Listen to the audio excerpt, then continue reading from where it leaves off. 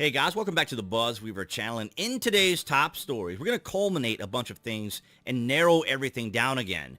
If you're new here to the channel, welcome. What we do here on the BuzWeaver channel is we take the difficult, we take the confusion, we take the tumult, and we try to break it down so that everyone can understand. Now, this particular story is reminiscent and even goes back as far as George Floyd, when the various blue state cities were allowing for rioting and allowing for theft, as we see in California. We've covered here several times where they passed the measures and bills in California that were allowing people to steal up to $950, and the problems it was creating, specifically in some areas like San Francisco, and businesses had to leave.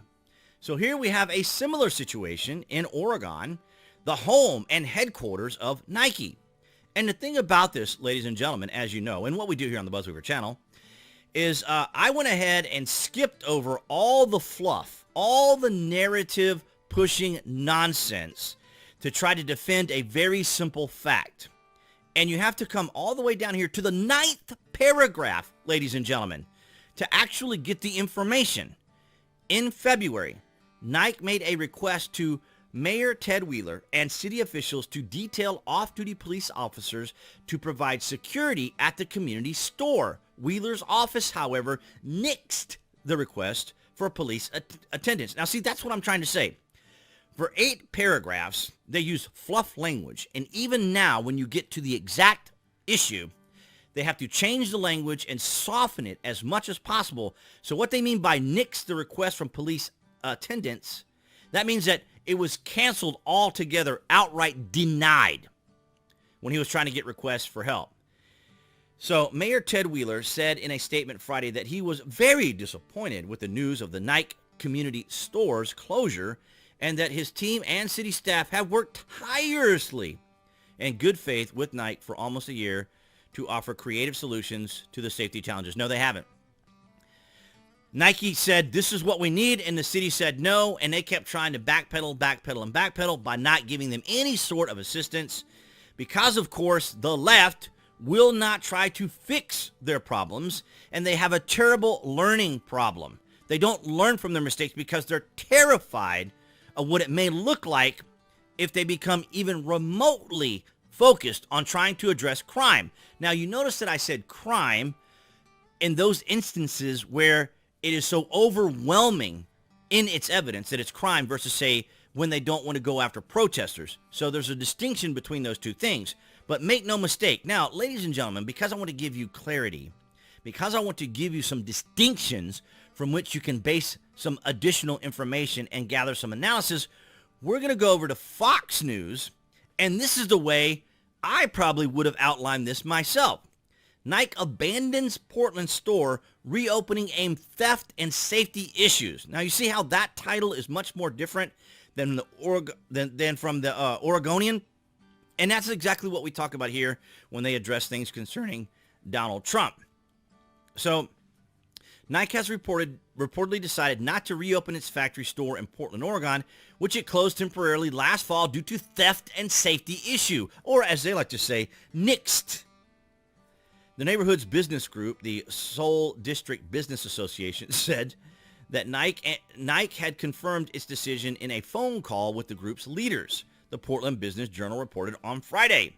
So the SBDA called the decision a major economic blow. Yeah, because it's going to be the loss of something like 200 jobs. This news had landed like a lead balloon in our district, John Washington, the SDBA's executive director, said in a news release. We had all been holding our breath since last November when the store quietly shuttered its doors due to internal and external theft and safety issues.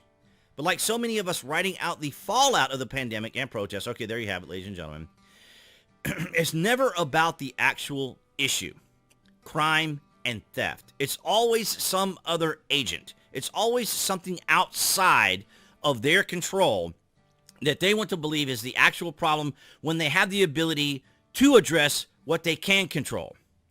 We held out hope that Nike, city officials, and community leaders would recalibrate and realign order. Oh, look, here's the language. So amazing, is it not? This bizarre language. When it comes to Donald Trump, it's he's guilty, it's over, no evidence needed, he's a criminal. But when it comes to these individuals, they have to use all of this flowery language to try to communicate that they aren't learning and that they have a problem. And it's absolutely ridiculous. When reached for comment, Knight told Fox News Digital it cares deeply about Portland's North and Northeast communities. I'm sure it does. And that its store had provided the community with access and connection to the brand for almost 40 years, while serving as a catalyst for change through volunteerism, investments, and partnerships with nonprofit organizations that benefit the community. So in other words, they tried to compromise in areas to contend with a growing problem, which was crime, and that they couldn't sustain it any longer. And that's exactly what we see in San Francisco and other areas, blue state areas, where they have high crime. Businesses cannot survive if they are constantly being robbed. They cannot survive if their customers are afraid to go to their stores. And so instead of talking about the problem, which is crime, and addressing the crime, you see, Nike just came straight out. They tried to continue to do business there, but it just wasn't happening.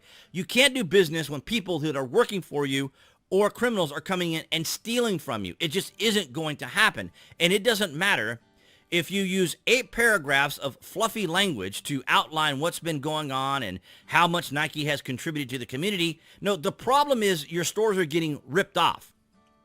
There's theft and there's safety issues. And this can't continue and allow and provide an environment where a business can continue to function. It just doesn't happen. It's absolutely absurd. And we've talked about this here on the channel for quite some time. The reality of all this is coming down on these cities. It took a long time because they tried to fluff it off. They tried to push it off. They tried to dismiss it. They tried to ignore it, just like many of the cultural problems we're suffering from today right now. The Democrats were given an inch when Donald Trump won. And they took that inch and they turned it into a mile. They hijacked our culture. They have hijacked most everything that is essentially what is part of our country and turned it into whatever monstrosity they've turned it into. We've already seen what they've been doing already, particularly when it comes to Donald Trump. And we saw what happened in New Mexico, and I meant to cover that as a story, where the governor of New Mexico essentially tried to suspend the Constitution in an emergency action, which is absolutely absurd. I mean, they have already crossed all the lines that they can cross. But nonetheless, guys, I want to thank you for your continued support across New Tech as well as here on YouTube. And that would be the YouTube icon appearing there right there on the screen. You guys can click on that to subscribe, as well as to select notifications. That way you know when there's content here on the channel. And I'll see you guys in the next video.